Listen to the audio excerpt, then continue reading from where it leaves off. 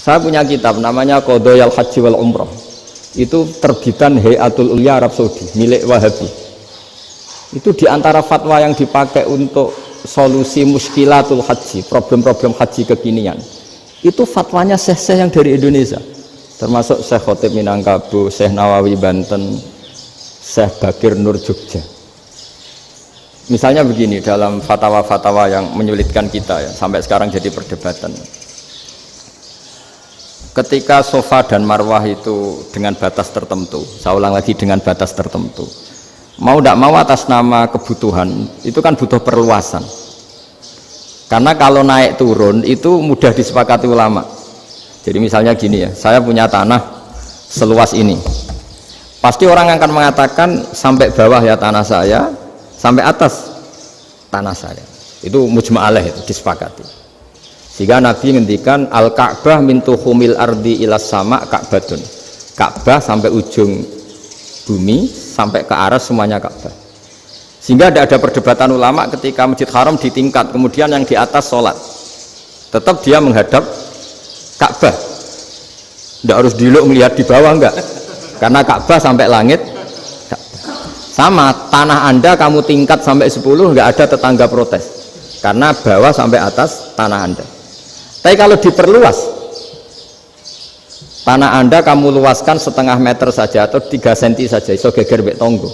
Karena di mana-mana batas itu ya tadi, kalau atas bawah miliknya, kalau samping enggak. Pertanyaannya, perluasan Mina itu ke samping. Perluasannya Matof yang Mas'a itu juga ke samping. Geger kan ulama dunia. Bagaimana hukumnya Mina Jadid?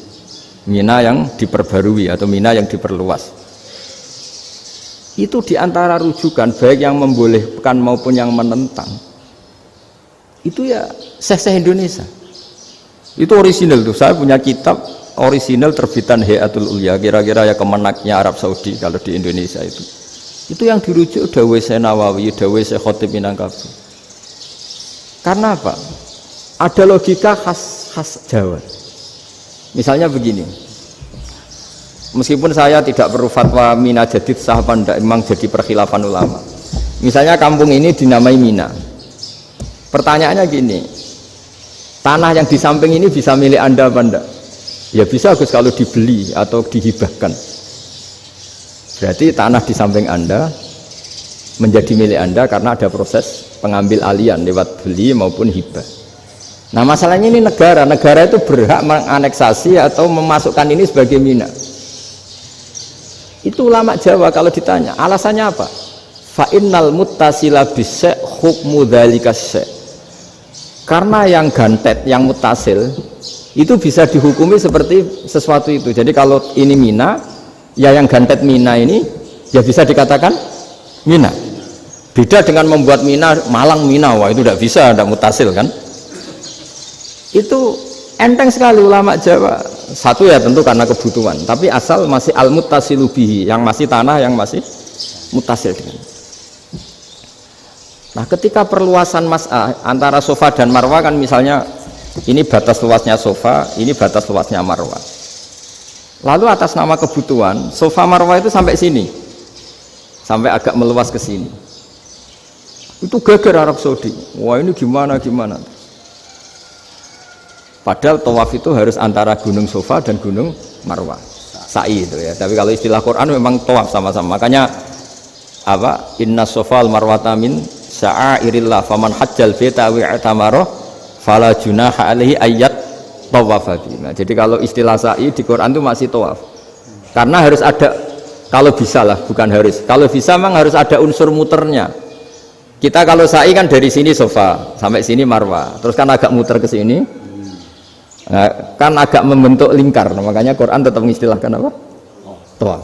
Jadi bukan sini ke sini terus sini ke sini kan enggak, tapi sini sampai sini terus muter kan, terus sini. Jadi antara setar dan selama ini prakteknya kan gitu ya. Safa ngambil sini, terus ke sini, terus agak muter. Nah, karena ada unsur agak muter ini terus orang menyebut apa? Tawaf. Tapi itu bukan syarat sah, ini cerita ideal. Saya ulang lagi ya. Gunung Safa itu puncaknya atau pucuknya kalau dalam bahasa Jawa itu ya hanya segini, ini sampai sini. Nah, kelompok Islam yang fikih keras nggak boleh diperluas karena Allah memilih tempat ini itu spesial, jadi nggak boleh ke yang lain. Tapi ketika kebutuhan mendesak mau tidak mau harus diperluas, itu jawabnya Kiai Jawa lucu. Gunung sing ketok itu sing dhuwure tok, sikilane luwih ombo. Jadi karena kita kan gunung kan bentuknya gini. Nah, sofa yang kecil itu yang atasnya, tapi sikilannya sini kakinya lebih luas. Jadi boleh perluasan asal tidak melebihi kakinya. Ya dihitung ya lebih luas. Jadi Kiai Jawa itu kayak wong delok gunung Penanggungan, kayak gunung Arjuna. Di mana-mana puncak gunung itu lebih kecil timbang kakinya. Artinya diperluas ini bukan berarti tidak di sofa dan tidak di, itu khas Kiai Jawa. Jadi jangan kira orang Jawa itu tidak hebat sekali. Termasuk perkembangan hotel di Arab Saudi. Itu dulu sebelum ada hotel, buyut saya kelima atau keenam dulu haji, namanya Badur Rahman. Itu kalau mau ingin menghindari terik matahari itu masuk gua. Itu masuk gua itu hanya separuh badan, kakinya di luar. Jadi jangan bayangkan kalau gua di Indonesia kayak gua Akbar di Tuban orang bisa masuk jalan-jalan, enggak. Gua di Arab itu kayak cepitan batu, tidak sampai masuk. Sehingga kepalanya dimasukkan, kakinya masih kena matahari, saking panasnya Arab Saudi.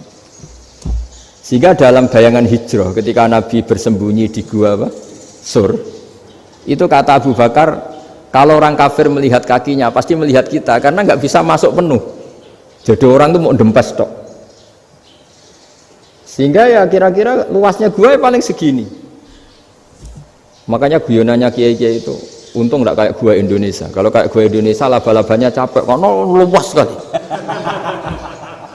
Jadi jangan bayangkan gua Arab tuh kayak gua Indonesia. Makanya bayangannya andai kan orang tuh melihat ke bawah pasti melihat kita karena orangnya nggak bisa masuk penuh, nggak bisa masuk 100%. Ya kayak cepitan batu lah mirip. Itu kan mirip Gunung Uhud. Gunung Uhud kata Rasulullah, nanti kalau kamu perang itu di atas, menang atau kalah di atas, musuh biar di bawah, dengan di atas kamu bisa manah. Jangan bayangkan kayak Gunung Merapi, kayak Gunung Penanggungan. Lah kalau Gunung Penanggungan manah ke bawah yang leyang kan. Jadi gunung di Arab itu kayak bukit ya, sampean pernah kan ke Uhud itu ya sama ini aja tinggi ini kan. Lah ini yang mulai ada mis, makanya nerjemah itu susah di Indonesia. Karena jabal itu udah harus tinggi. Kalau tinggi nggak bisa manah dari atas ke bawah kan nggak ngefek kan. Sampai kalau ke Uhud gunungnya kan pendek sekali sehingga yang manah dari atas ke bawah ya kalau kena musuh ya celaka karena memang dekat.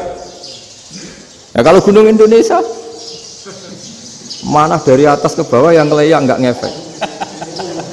Nah itu susahnya nerjemah bahasa Arab ke kita. Jadi transkrip itu nggak gampang karena ada pengertian yang beda. Kita kalau bilang gunung itu tinggi sekali sampai banyak mahasiswa tersesat ya saking tingginya. Kalau orang naik Uhud nggak akan tersesat, wong ketok dari bawah itu.